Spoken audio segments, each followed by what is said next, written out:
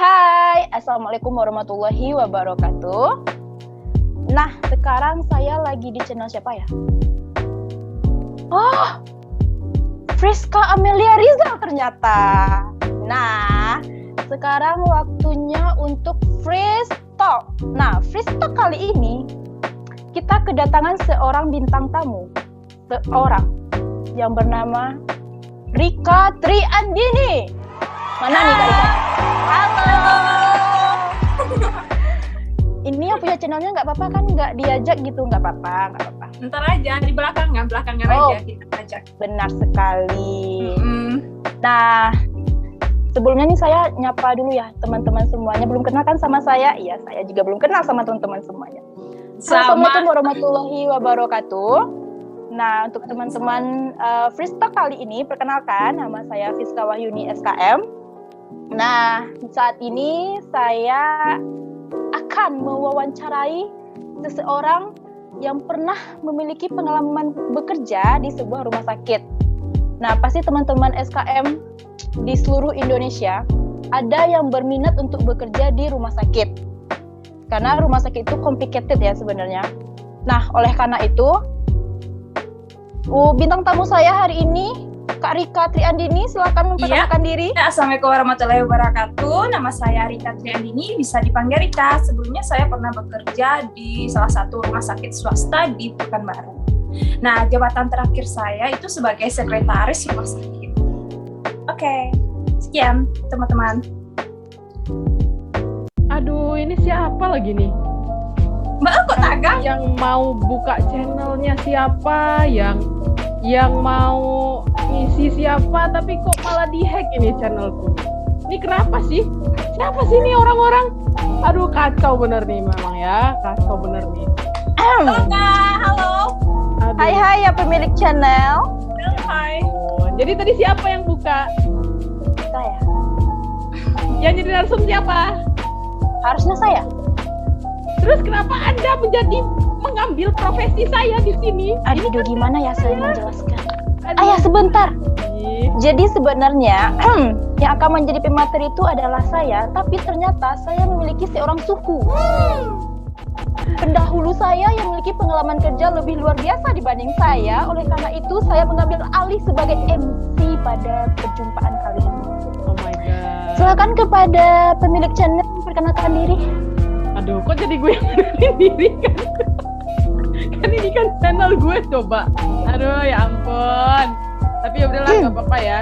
Mumpung Friska sama Rika ini udah jadi kayak keluarga sendiri, ya udah gue maafin aja. Tapi jangan lupa ya, Mix Barrister nyampe di rumah nih nanti. Gue nggak mau tahu ya, Mix Barrister nyampe.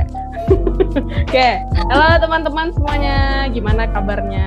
Berjumpa lagi di sini di channel aku Friska. Tapi hari ini ada yang tiba-tiba mengambil alih peranku sebagai moderator, dan harusnya beliau ini adalah narasumber, tapi ternyata malah mengambil alih tiba-tiba jadi MC. Ya udah, daripada aku berantem besok udah mau puasa, mendingan aku kasih aja ke yang bersangkutan nih maunya ngapain sih di channel aku ya. Langsung aja yuk, Fis. Mau ngapain, Fis? Oke, sip. Terima kasih Kak Fris. Nah, buat teman-teman semua, terutama khususnya nih buat yang lulusan Sarjana Kesehatan Masyarakat atau SKM. Nah, untuk SKM sendiri itu memiliki peluang kerja yang sangat bagus di bidang rumah sakitan. Maksudnya, SKM sendiri itu bisa bekerja di bagian rumah sakit. Nah, saya nih mau nanya dulu nih pertama sama Kak Friska nih. Menurut Kak Friska, SKM itu bisa jadi apa aja di rumah sakit? SKM ya, SKM. Pertama kita perlu dulu nih tahu singkatan kepanjangan dari SKM itu apa ya? Aku kasih kuis deh. Rika, apa singkatan SKM itu apa tuh kepanjangannya? Sarjana Kesehatan Masyarakat. Aduh, jangan yang itu, yang lain. Ayo bingo nih, bingo. Fis, apa? Sarjana Kesayangan Mertua. Aku. Apa? Sarjana kemana masuk? Kemana aja masuk ya? Kemana aja masuk. Okay. Bener. SKM itu kan susu kental manis. Jadi kalau nggak ada SKM tuh nggak manis hidup gitu ya. Gitu ya. Bisa jadi. Betul Oke. juga tuh. Nah, jadi karena SKM itu punya apa ya, banyak banget ya. Pertama dari segi mata kuliah dulu nih. Kita belajar mata kuliah tuh banyak banget dulu ya.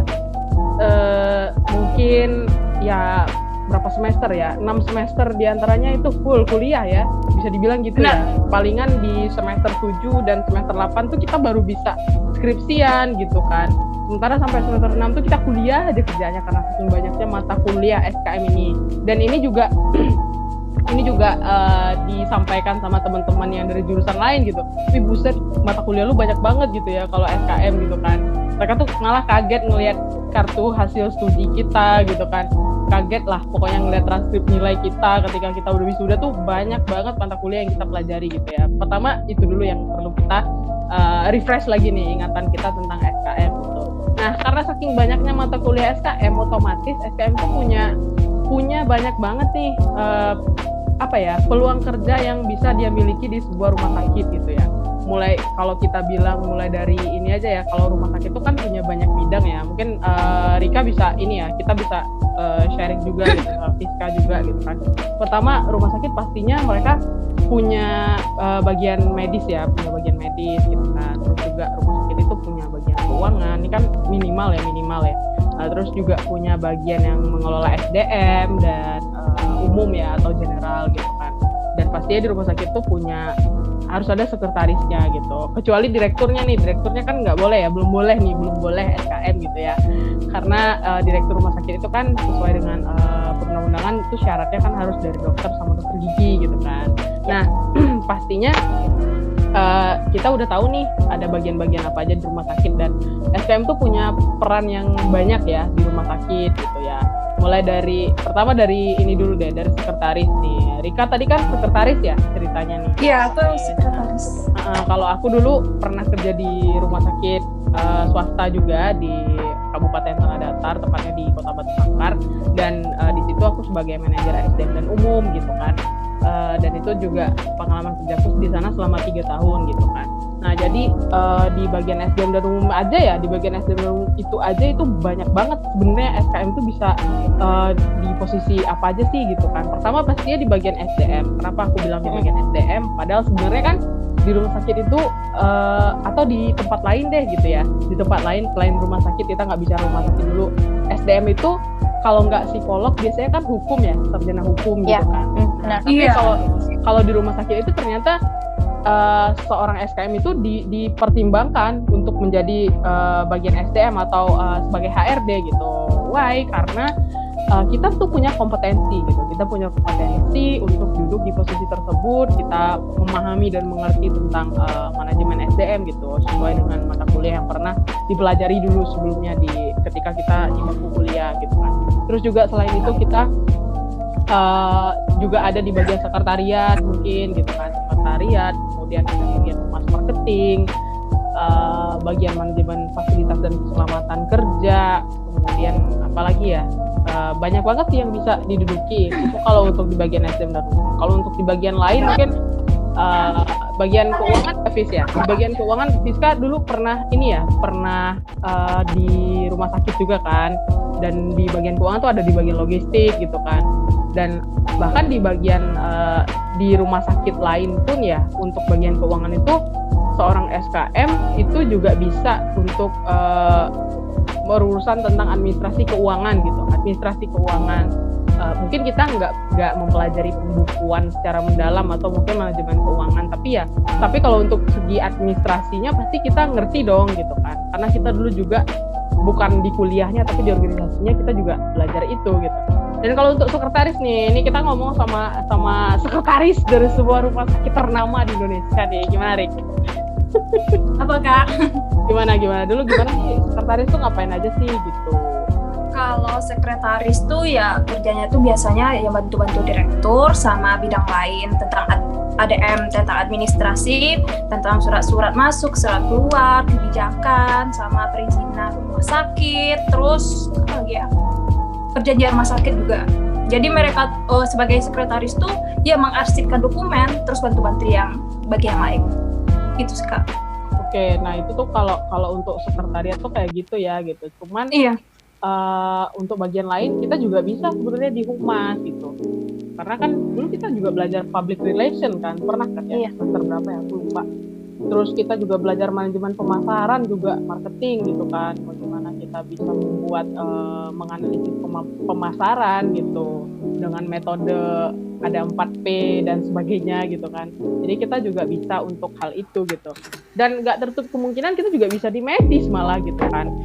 Ada beberapa rumah sakit yang memang mereka tuh punya rekam medis gitu.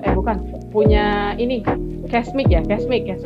Nah, kalau untuk Kesmik ini itu bisa juga SKM gitu, tapi di sana perannya kita pasti beda dong sama orang-orang medis gitu kan.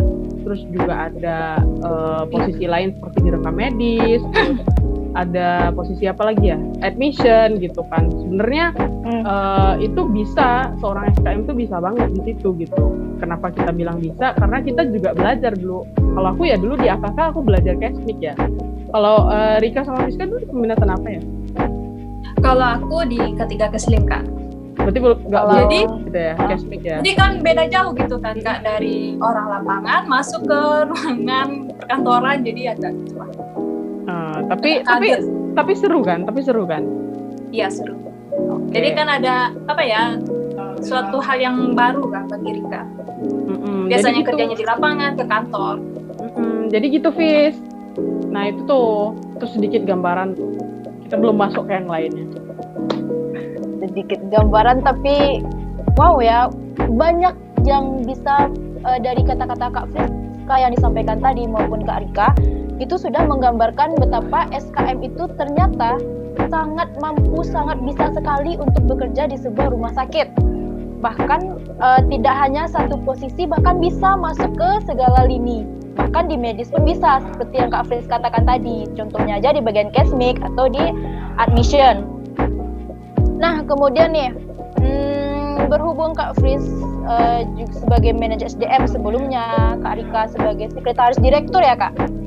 Oh, sekretaris rumah sakit. Oke, sebagai sekretaris rumah sakit. Ini kan posisinya nih bisa kita sebut posisi yang high ya untuk sebuah rumah sakit. Nah, untuk Kak Rika dulu deh, aku mau nanya dulu sama Kak Rika. Iya. Dengan posisi Kak Rika sebelumnya, itu tuh tugasnya apa aja? Ngerjain apa aja Kakak di sana sebagai seorang SKM? Ya, kalau kita sebagai SKM, sebagai direktur sekretaris rumah sakit, ya uraian tugasnya seperti menyiapkan sebagai notulen, terus sebagai kalau misalkan ada surat masuk maupun surat keluar, bagian kita yang mengirim. Terus dokumen-dokumen penting seperti dokumen kebijakan rumah sakit, SPO, perjanjian rumah sakit, nah itu sebagian sekretaris yang ngumpulin, yang mengarsipkannya. Menurut aku sih bagus ya Kak, kayak gini. Selama ini kan yang ada di pikiran kita semua, atau saya pribadi, yang bisa menempati posisi sekretaris itu hanya lulusan dari administrasi bisnis, atau memang lulusan khusus untuk menjadi seorang sekretaris. Bahkan saya pun waktu kuliah di Kesmas pun nggak pernah berpikiran kalau SKM itu bisa menjadi seorang sekretaris seperti itu. Nah, ternyata bisa dari yang Kak Rika sampaikan tadi kayak gitu. Bisa. Nah, kemudian untuk Kak Fris nih, nah yang pengalamannya pernah menjadi seorang manajer sebelumnya, itu ngerjain apa aja sih Kak di posisi Kakak sebelumnya? Oke, kalau untuk seorang manajer ya pastinya kita menjalankan fungsi manajemen ya. Ini juga relate sebenarnya sama Rika, pasti Rika juga paham lah ya tentang fungsi-fungsi manajemen gitu kan.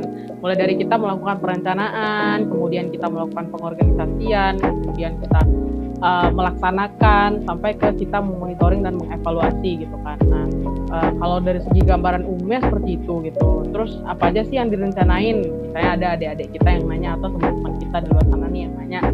Kalau kita melakukan perencanaan itu pastinya direktur kan nih punya renstra ya atau rencana strategis gitu. Nah, tugasnya manajer itu adalah bagaimana menjabarkan rencana strategi direktur itu menjadi program-program yang dilakukan selama 1 tahun ke depan gitu. Nah itu biasanya dilakukan di akhir tahun untuk merencanakan program di tahun berikutnya seperti itu. Kemudian kita juga melakukan perencanaan di bagian anggaran. Kita membuat rencana kerja dan anggaran atau RAB atau RBA lah istilahnya, istilah lainnya gitu ya. Nah di situ kita menjabarkan anggaran yang kita butuhkan selama 1 tahun ke depan gitu.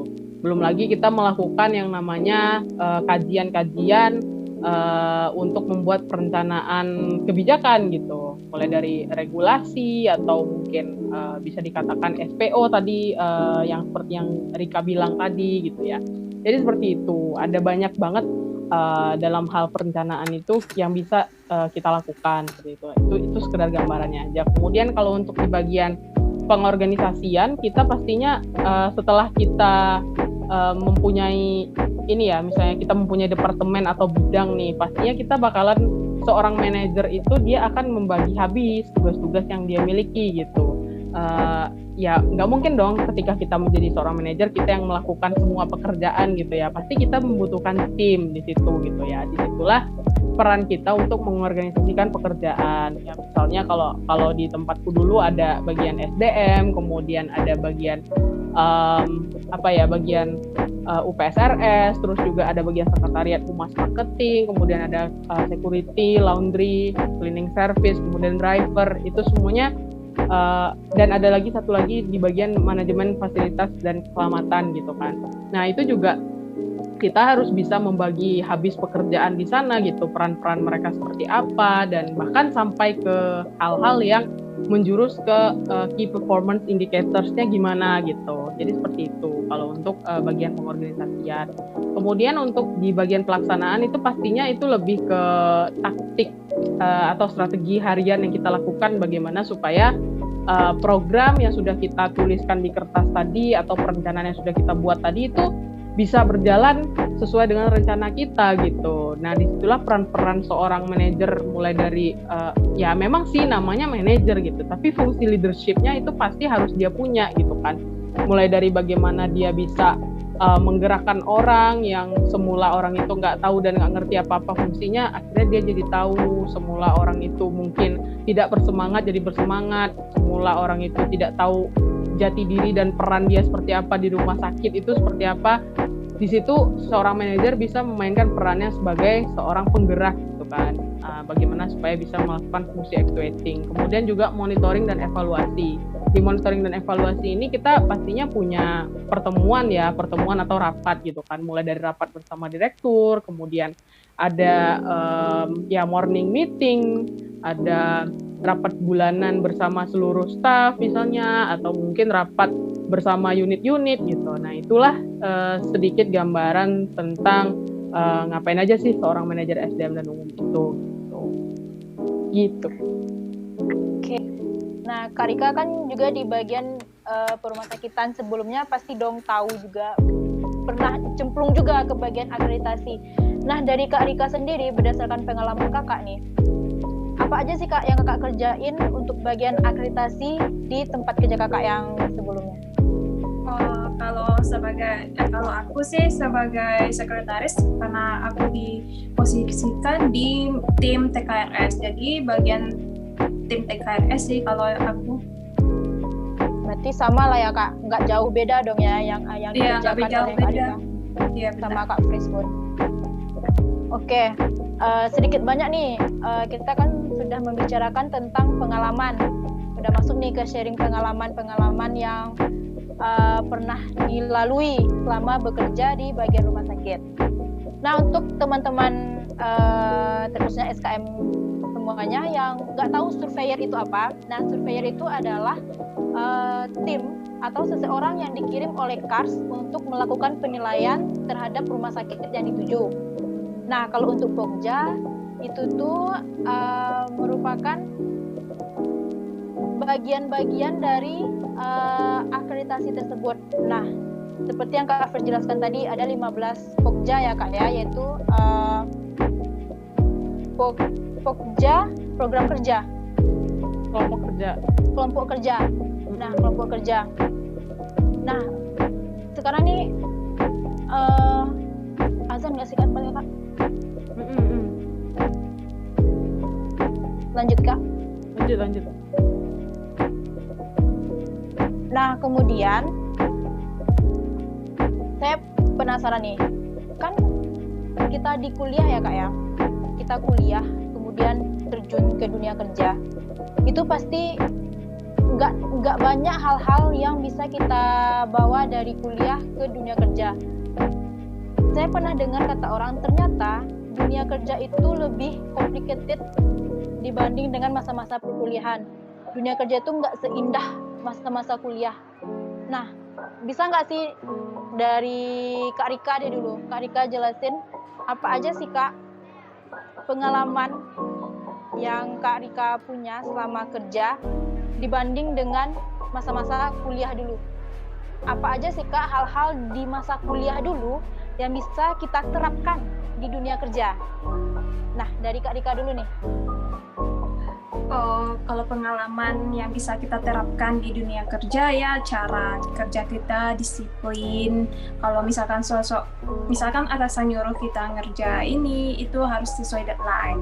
Terus yang terpenting di dunia kerja itu attitude kita nomor 1 kan. Itu sih yang paling penting, attitude. Apapun itu attitude kita baik, apapun yang kita kerjakan orang akan lancar aja gitu kerjaan kita. Oke, berarti harus memiliki attitude yang baik ya Kak, dimanapun kita bekerja, apapun yang kita kerjakan, itu tuh memiliki attitude yang bagus. Iya, bagus. Oke, terima kasih Kak. Nah, sekarang ke Kak Fris nih. Menurut Kak Fris, apa aja sih Kak hal-hal di masa kuliah dulu yang bisa diterapkan di dunia kerja?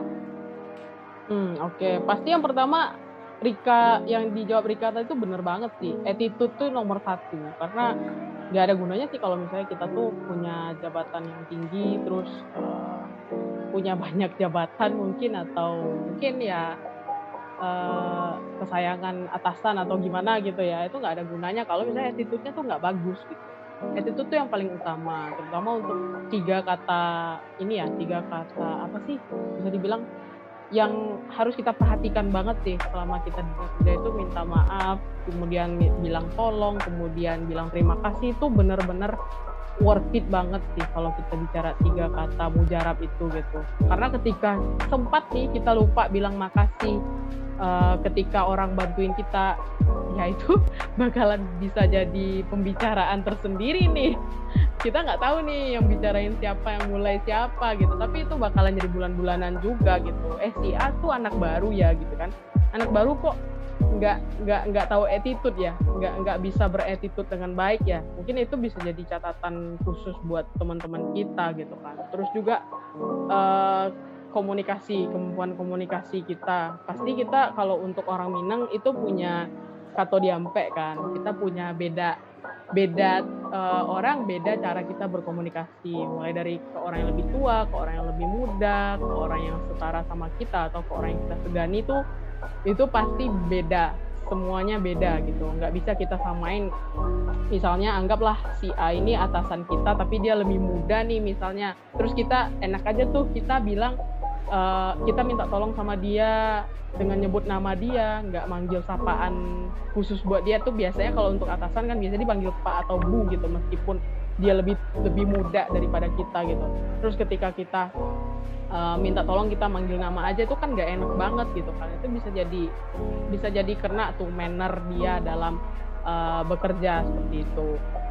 Dan kalau tadi kita bicara attitude, kemudian kita juga bicara manner gitu kan, cara kita berperilaku, berpenampilan pun juga itu bakalan menjadi catatan tersendiri gitu kan pastinya gitu. Sementara kalau kita kuliah itu kan dulu kita enjoy aja, mau pakai baju casual atau pakai baju apa gitu kan. Nah kalau di dunia kerja tuh kita ada aturannya kalau untuk berpakaian pastinya gitu kan, apakah itu formal atau semi formal gitu kan.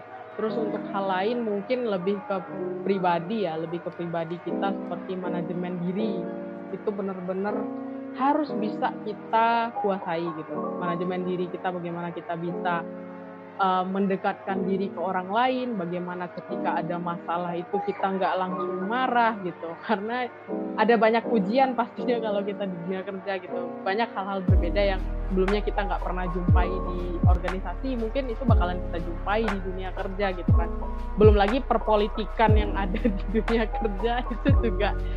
Jangan bilang kalau kita di rumah sakit itu kerjaan kita tuh nggak ada berhubungan sama politik ya, itu pasti ada, politik tuh pasti ada, dan ya memang kita harus bisa memanage diri kita gitu, bagaimana emosi kita terhadap sesuatu gitu kan, itu juga. Kemudian manajemen waktu pastinya, kalau kita bicara manajemen waktu kita pasti tahu yang mana yang benar-benar bisa kita prioritaskan, yang mana yang memang mendesak, yang mana yang tidak gitu, karena di dunia kerja itu timeline-nya itu cepat, jadi kita harus bisa rolling setiap waktu malah gitu kan.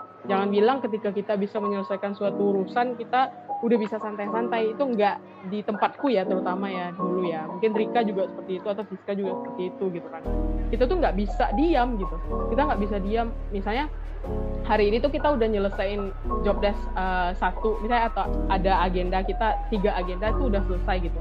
Ketika kita udah selesai terus kita bisa santai-santai, kita bisa pulang cepat, jangan bilang seperti itu gitu, karena bisa jadi aja nanti bakalan ada deadline di ujung hari gitu kan, atau mungkin ada sesuatu yang mendesak tiba-tiba. Kita tuh harus bisa fleksibel untuk mengatur itu semua, kita nggak bisa terlalu saklek gitu kan. Kadang dulu kan aku kan orangnya sistematis banget kan dulu kan ya. Dulu itu memang apa yang aku targetkan tuh harus bisa terlaksana di hari itu gitu kan. Nah tapi setelah aku mencoba beradaptasi selama masa probation kan, ada 3 bulan gitu, ternyata aku nggak bisa memakai prinsip sistematis yang benar-benar terstruktur di sini gitu. Jadi aku memang harus bisa fleksibel. Ketika aku hari itu aku tetap harus bikin rencana dari rumah, aku bikin to-do list, aku tetap bikin prioritas, tapi ketika nanti itu dirubah, aku nggak boleh kecewa gitu. Misalnya hari ini tuh aku nggak bisa menyelesaikan 5 pekerjaan sekaligus, aku cuma bisa menyelesaikan 1 bahkan gitu kan, atau 2 bahkan yang bisa aku kerjakan dari 5 urusan. Ya udah, kita tetap harus reward diri kita, karena kita tuh udah bisa menyelesaikan apa yang sebelumnya tuh belum bisa dikerjakan atau belum bisa diselesaikan. Itu sih hal-hal penting yang harus kita punyai gitu. Oke, terima kasih Kak Fris. Ternyata attitude sangat penting sekali, terutama untuk di dunia kerja. Itu adalah hal dasar yang harus dimiliki oleh setiap pekerja, nggak hanya pekerja, oleh setiap orang. Nah, kemudian juga yang saya tangkap tadi adalah manajemen diri. Nah, kemudian, ini Kak, kan kita nih kerja ya Kak ya. Kerja itu nggak mungkin kan mulus terus gitu. Hal-hal baik aja yang datang itu nggak mungkin. Nah, saya mau nanya juga nih ya sama Kak Rika, sama Kak Fiska, apa aja sih Kak kayak permasalahan, nggak usah terlalu banyak, cukup kayak 1 atau 2 aja, permasalahan yang pernah Kak Rika sama Kak Fiska hadapin dan Kakak tangani, sehingga dan permasalahan itu juga bisa menjadi sebuah masukan buat diri kita sendiri kayak gitu Kak, menjadi sebuah pelajaran juga buat diri kita sendiri. Dari Kak Fris dulu deh. Handling komplain ya, masalah ya, banyak banget sih masalah yang terjadi. Kalau bicara masalah tuh nggak habis-habis sih sebenarnya ya. Cuman yang paling aku inget itu ya, aku dulu pernah jadi, semua orang pasti pernah jadi anak baru ya, anak baru atau anggaplah karyawan orientasi gitu kan ya. Masih, aku tuh dulu terbilang muda ya, 24 tahun tuh muda nggak sih jadi manajer gitu kan. Nah, terlalu muda. Jadi ya terlalu dini malah gitu, baru masuk langsung jadi manajer gitu kan.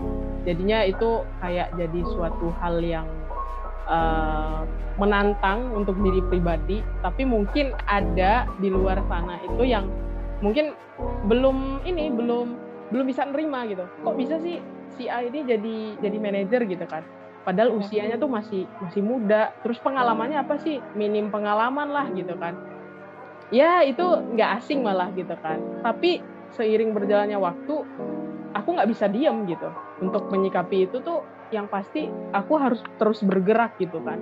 Nggak bisa aku menerima kalau pembicaraan orang-orang tentang diri aku, misalnya si A ini terlalu muda dan dia minim pengalaman lah, dia nggak ngerti apa-apa gitu. Pasti yang pertama aku tuh harus benar-benar bisa beradaptasi dulu yang pertama dengan semua orang yang ada gitu, terutama pendekatan yang cukup ekstra ke bagian-bagian yang ada di departemenku gitu kan, atau di bagianku gitu kan. Nah, setelah aku melakukan adaptasi, pastinya aku juga butuh yang namanya mengkapasitasi diri. Karena gini, kalau misalnya siapapun lah di luar sana gitu kan, ketika kamu diberikan amanah untuk menjadi seseorang dalam posisi apalah gitu ya, kamu tuh gak akan langsung diterima gitu. Sebelum kamu menunjukkan kamu tuh siapa gitu. Bukan kamu tuh siapa dari, oh aku manajer loh gitu.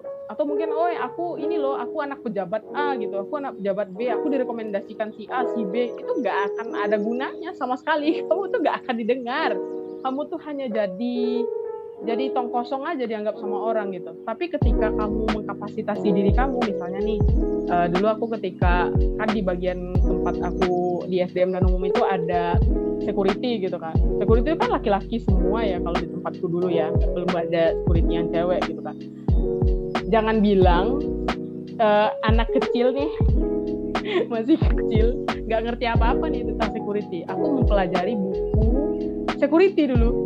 Aku pelajari lah security ini ngapain aja sih gitu kan. Kerjaan yang pertama, terus sikap dia berbaris sampai ke situ aku pelajari. Terus banyak lah, isi buku itu banyak banget gitu kan. Lebih ke technically security itu gimana. Dan ternyata setelah aku mempelajari itu, dulu kan awalnya apa sih? Palingan dia nggak ngerti apa-apa soal kerjaan kita. Mungkin itu ya. Tapi aku nggak bilang ini di rumah sakit tempat aku kerja dulu. Tapi mungkin ada pendapat-pendapat seperti itu gitu kan.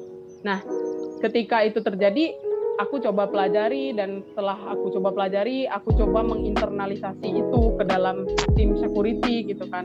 Dan akhirnya setelah mencoba jurus yang namanya beradaptasi, kemudian setelah mengisi otak aku nggak kosong aja selama berkomunikasi sama mereka gitu kan, akhirnya kita bisa ngomong nih, kita bisa nyambung banyak hal malah gitu.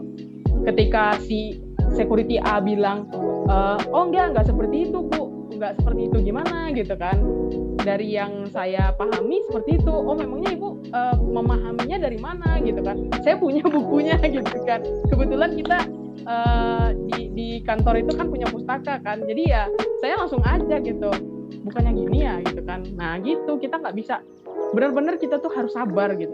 Sabar itu poin utama sih untuk menghadapi berbagai macam orang gitu kan. Jadi kayak gitu sih, kalau yang paling inget itu mungkin itu ya. Tapi kalau yang lain ya ya mungkin kayak marah nih, misalnya kamu tuh marah nih, aku marah nih ke karyawan yang mungkin kelakuannya nggak bagus atau mungkin melakukan pelanggaran terhadap kerjaan dia nih.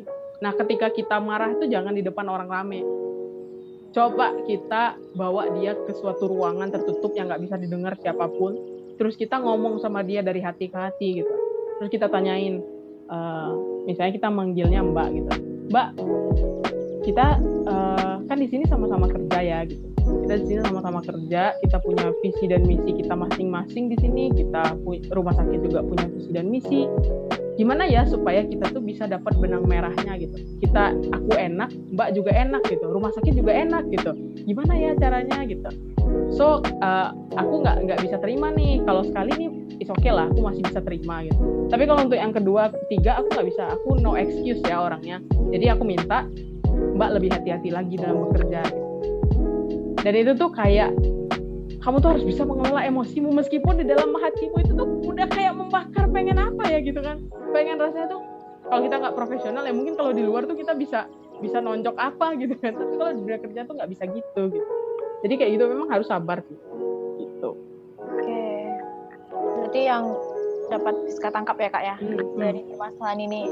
Apabila kita menempati suatu posisi di dunia kerja, itu nggak semua orang mendukung kita. Benar kan Kak? Betul. Nggak semua orang mendukung kita, tapi jangan jadikan itu kita tuh menjadi minder terhadap hal itu. Wah, kayaknya kalau saya di posisi ini banyak orang yang tidak suka sama saya dicemooh di belakang kayak gitu. Tapi buktikan kepada mereka kalau kita itu mampu di posisi tersebut kayak gitu. Buktikan kepada mereka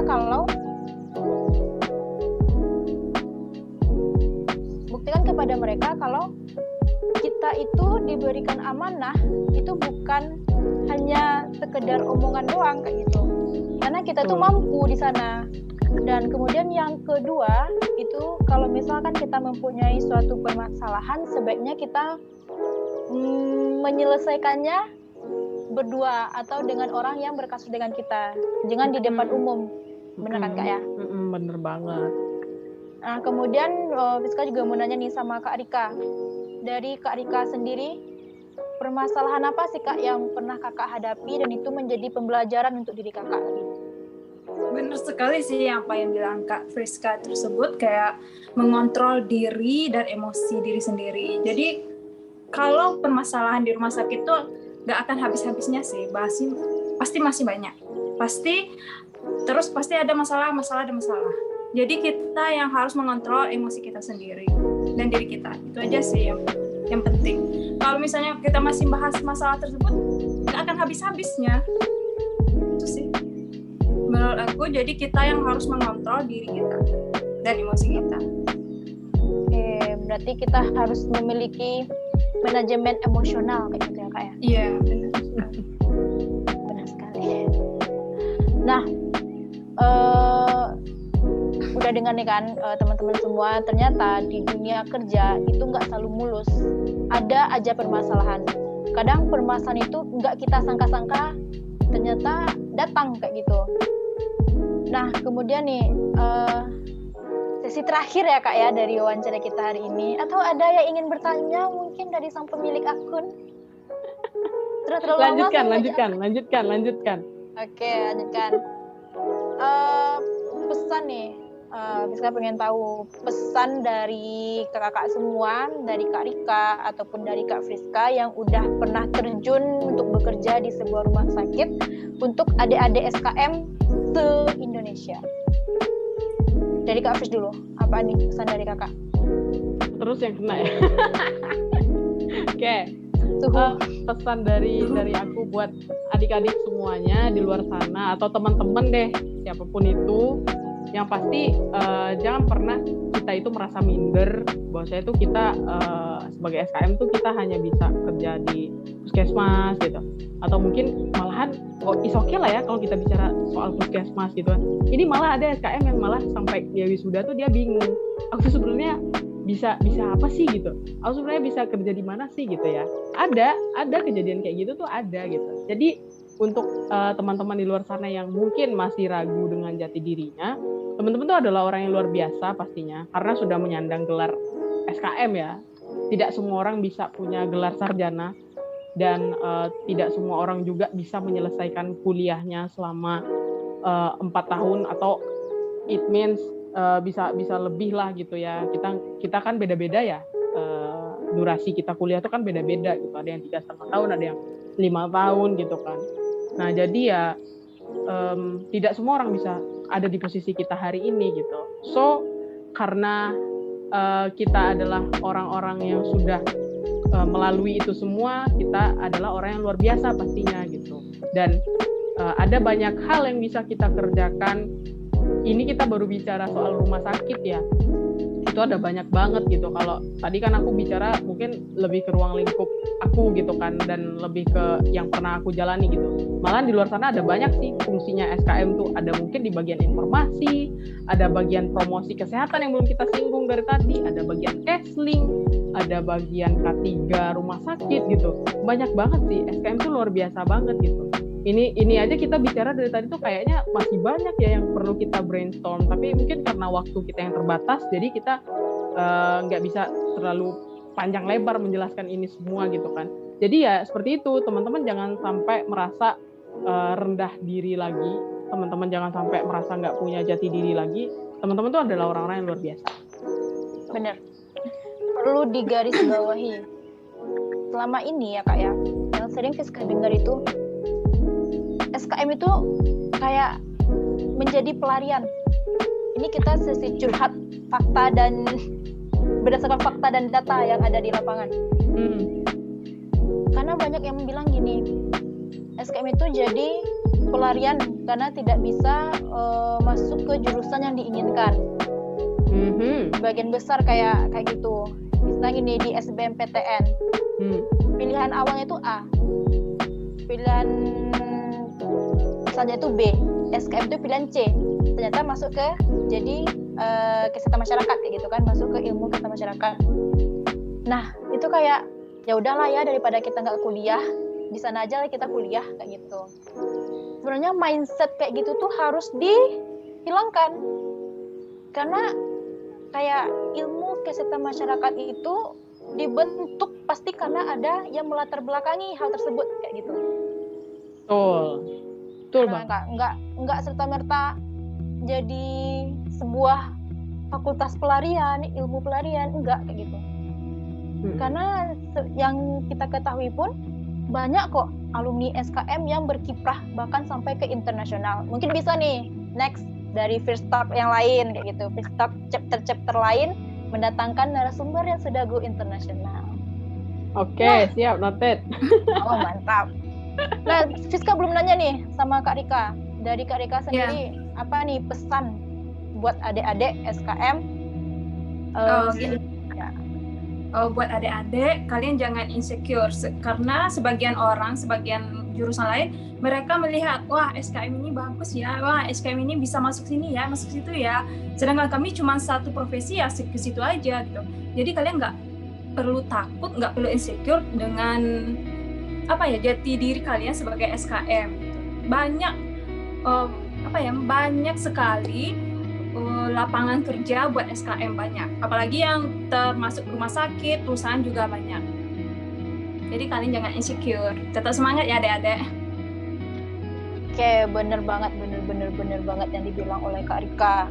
Apa itu insecure? Kita nggak kenal apa itu insecure. Nah, mungkin ini sudah sesi terakhir ya Kak ya, dari perbincangan kita mengenai pengalaman kerja yang pernah kita jalani di rumah sakit, khususnya di rumah sakit swasta. Benar ya Kak ya, Kak Rika dari rumah sakit swasta, dari rumah sakit swasta juga. Oke lah, end session. Buat adik-adik SKM dimanapun berada, harus diingat pesan dari Kak Fris dan juga dari Kak Rika. Yang pertama, kita nggak boleh insecure. Yang kedua, kita tuh harus selalu memperbaharui diri. Memperbaharui diri maksudnya itu upgrade, that's right. Mengupgrade diri untuk selalu belajar. Nah, yang ketiga, ruang lingkup kerja seorang SKM itu tidak hanya terfokus pada puskesmas. Puskesmas. Karena nggak jauh-jauh sih Kak ya. Bahkan Fiska pribadi pun di lingkungan Fiska pribadi pun itu masih banyak yang mengatakan kalau SKM itu kerjanya itu hanya di puskesmas gitu. Padahal enggak. Banyak perusahaan, rumah sakit itu tuh menerima seorang SKM. Nah, kemudian dari yang sudah kita bahas hari ini tentang perumahsakitan, ternyata seorang SKM, sarjana kesehatan masyarakat itu bisa masuk ke semua lini yang ada di rumah sakit. Contohnya aja nih, sekretaris rumah sakit, seorang SKM, manajer SDM, seorang SKM. Bahkan Fiska pribadi pun pernah juga di bawah dari manajer keuangan, yaitu di bagian logistik. Dan juga di lembaga independen rumah sakit, yaitu di bagian akreditasi rumah sakit. Nah, ternyata SKM itu memiliki peluang kerja yang sangat bagus juga. Nah, kemudian mungkin bagi adik-adik semua yang seorang SKM, bekerja di rumah sakit bisa menjadi pilihan untuk jenjang karir, karena jenjang karirnya jelas. Kalau untuk seorang SKM di rumah sakit pun kayak gitu, dari staff bisa naik level dipromosi menjadi seorang manajer. Oke, udah selesai sepertinya kita membahas saya kembalikan lagi lah kepada pemilik akun. Oke, terima kasih banyak buat Tiska sama Rika yang udah ngerjain aku hari ini, yang harusnya mereka adalah narasumber hari ini, tapi ternyata mereka menghack akun Free Talk. Oke, terima kasih banyak teman-teman semuanya yang sudah menonton. See you on my next video. Bye! Bye. Pengalaman kerja saya di rumah sakit swasta. Hitung. Ulang di.